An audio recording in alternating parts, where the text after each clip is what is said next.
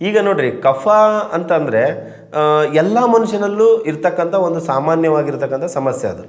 ಸಮಸ್ಯೆ ಅನ್ನಂಗಿಲ್ಲ, ಅದರಿಂದ ನಮಗೆ ಒಳ್ಳೇದು ಜಾಸ್ತಿ ಇದೆ. ಬಟ್ ಅದು ವ್ಯತ್ಯಾಸ ಆದಾಗ ಸಮಸ್ಯೆ ಸ್ವಲ್ಪ ದೊಡ್ಡದಿರುತ್ತೆ. ಉದಾಹರಣೆಗೆ ಮಾತಾಡೋಕ್ಕೆ ಧ್ವನಿ ಚೇಂಜ್ ಆಗುತ್ತೆ. ಓಕೆ, ನಮ್ಮ ಮಾತಿನ ಶೈಲಿ ಚೇಂಜ್ ಆಗುತ್ತೆ. ಮೂಗು ರನ್ನಿಂಗ್ ನೋಸ್ ಇರುತ್ತೆ.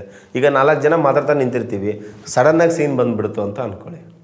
ಅವಾಗ ಒಂಥರ ಅವರು, ಅದು ತಪ್ಪಲ್ಲ, ಮನುಷ್ಯನ ಸಹಜ ಕ್ರಿಯೆಗಳವು. ಆದರೂ ಅವ್ರು ಏನು ಮಾಡ್ತಾರೆ ಅಂತ ಹೇಳ್ರಿ, ಮುಜುಗರ ಮಾಡ್ಕೊಳ್ತಾರೆ. ಓಕೆ, ಅತ್ಸಮದಂಥ ಸಮಸ್ಯೆಗಳು ಬರ್ತವೆ. ಅತ್ಸಮ ಬಂತು ಅಂದರೆ ಏನು, ಇನ್ಹೇಲರ್ ತೊಗೋಬೇಕು ಟೈಮ್ಗೆ. ಕೆಲವೊಂದು ಹಳೆಯ ಪಿಕ್ಚರ್ಗಳಲ್ಲಿ ನೋಡಿರ್ತೀರ ನೀವು, ಈ ವಿಲನ್ಗಳು ಅದರಲ್ಲಿ ಇರ್ತಕ್ಕಂಥ ಸೈಡ್ ಆ್ಯಕ್ಟರ್ಸ್ನಾಗಲಿ ಅಥವಾ ಫಿಲಮಲ್ಲಿ ಇರ್ತಕ್ಕಂಥವ್ರನ್ನ ಕಿಲ್ ಮಾಡಬೇಕು ಅಂದರೆ ಅವರು ಇನ್ಹೇಲರ್ನ ಕಸ್ಕೊಂಡ್ಬಿಡ್ತಿದ್ರು. ಅವ್ರ ಉಸಿರಾಟ ಏರ್ಪೇರಾಗಿ ನಿಜವಾಗ್ಲೂ ತೀರೋಗ್ತಿದ್ರು.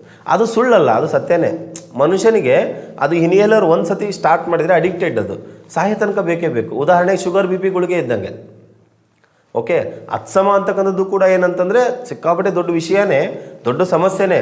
ಓಕೆ, ನಮ್ಮ ದೇಹದಲ್ಲಿ ಯಾವ ರೀತಿ ಹಾರ್ಟ್ 24/7 ಕೆಲಸ ಮಾಡುತ್ತೋ ಅದೇ ರೀತಿ ಲಂಗ್ಸ್ ಕೂಡ 24/7 ಕೆಲಸ ಮಾಡುತ್ತೆ. ಓಕೆ, ಉಸಿರಾಟ ಆಡದೇ ಇದ್ದರೆ ಮನುಷ್ಯ ಏನಾಗುತ್ತೆ ಅಂತ ನಿಮಗಂತೂ ಗೊತ್ತಿದೆ. ಓಕೆ, ಅಂದರೆ ಈಗ ಅದು ಸಾಧನೆಗಳು ಅಂತ ಹೇಳ್ತೀವಿ ನಾವು. ಧ್ಯಾನದ ಮುಖಾಂತರ ಉಸಿರನ್ನ 7 ನಿಮಿಷ 6 ನಿಮಿಷ 5 ನಿಮಿಷ ಹಿಡಿದಿಟ್ಕೊಳ್ಳೋವಂಥ ಸಾಧಕರು ನಾವು ನೋಡಿದ್ದೀವಿ. ಹಾಗಂತ ಹೇಳಿ ಸಾಮಾನ್ಯ ಮನುಷ್ಯ ಬಿಟ್ ಅಂತ ಹೇಳ್ತೀವಿ ನಾವು, 10 ಬಿಟ್ಸ್ ಉಸಿರು ಇಟ್ಕೊಳಕ್ಕಾಗಲ್ಲ, ಅಷ್ಟು ಕಷ್ಟಪಡ್ತಾರೆ. ಅದರಲ್ಲೂ ಈ ಸ್ಮೋಕಿಂಗ್ ಮಾಡೋವಂಥವ್ರಿಗಂತೂ ತುಂಬ ಕಷ್ಟ. ಓಕೆ, ಈಗ ಏನಂದರೆ ಒಂದು ಯಾವುದೇ ಸಮಸ್ಯೆ ಆಗಲಿ ಅದು ನಮ್ಮನ್ನು ಆವರಿಸ್ಕೋಬಾರ್ದು. ಟಚ್ ಮಾಡಿ ಹೋದರೆ ಸಮಸ್ಯೆ ಆಗಂಗಿಲ್ಲ. ಓಕೆ, ಈಗ ಒಂದು ಕ್ಷಣ ಬ್ಯಾಡ್ ಸ್ಮೆಲ್ ಬಂದು ಹೋಗ್ಬಿಟ್ರೆ ನಮಗೇನು ಸಮಸ್ಯೆ ಆಗಂಗಿಲ್ಲ. ಬ್ಯಾಡ್ ಸ್ಮೆಲ್ಲೇ ಗಂಟೆ ಇತ್ತು ಅಂದರೆ ನಮಗೇನಾಗುತ್ತೆ ಹೇಳ್ರಿ, ಒಂಥರ ನಾವು ಇರಿಟೇಟ್ ಅನ್ಭವಿಸ್ತೀವಿ ಅಥವಾ ತಲೆನೋವು ಬರೋಕ್ಕೆ ಸ್ಟಾರ್ಟ್ ಆಗಿಬಿಡುತ್ತೆ. ಕೆಲವೊಬ್ಬರಿಗೆ ತಲೆನೋವು ಬರುತ್ತೆ, ಕೆಲವೊಬ್ರಿಗೆ ಇರಿಟೇಷನ್ ಆಗುತ್ತೆ, ಅಲ್ಲಿ ಆ ಜಾಗದಲ್ಲಿ ಇರೋಕ್ಕೆ ಇಷ್ಟಪಡಲ್ಲ.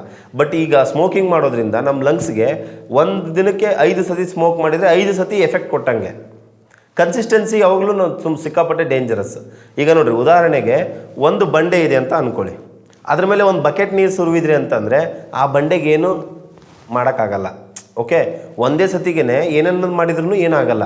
ಅದೇ ಆ ಒಂದು ಬಂಡೆ ಮೇಲೆ ಒಂದೊಂದೇ ಡ್ರಾಪ್ ಕನ್ಸಿಸ್ಟೆನ್ಸಿ ನೀರು ಬಿಡ್ತಾ ಹೋಗ್ರಿ, ಆ ಬಂಡೆನೇ ಒಡೆದೋಗುತ್ತೆ. ಅದು ಕನ್ಸಿಸ್ಟೆನ್ಸಿಗಿರುವಂಥ ಪವರು.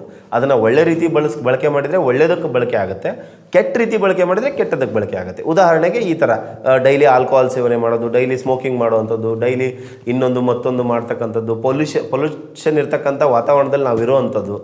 ಓಕೆ, ಇದೆಲ್ಲ ಏನಂತಂದರೆ ಬ್ಯಾಡ್ ಹ್ಯಾಬಿಟ್ಸ್ಗಳಿವು.